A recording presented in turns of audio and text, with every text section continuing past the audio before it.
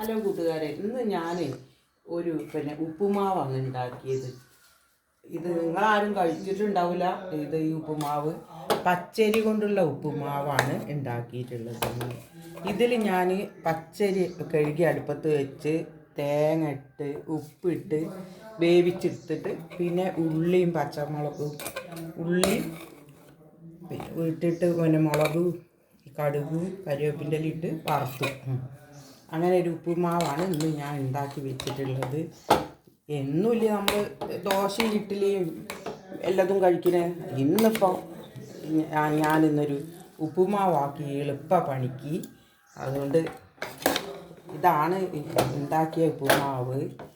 പിന്നെ അതിലേക്ക് പഴം കൂട്ടി കൊടുക്കാൻ വിചാരിച്ച് പഴം പുഴുങ്ങി വെച്ച് ഇന്നത്തെ രാവിലത്തെ പലഹാരം അതായിക്കോട്ടെ എന്ന് വിചാരിച്ച്. എന്നാൽ എല്ലാവരും കാണുക, ലൈക്ക് ചെയ്യുക, ഷെയർ ചെയ്യുക ഇഷ്ടപ്പെട്ടാൽ.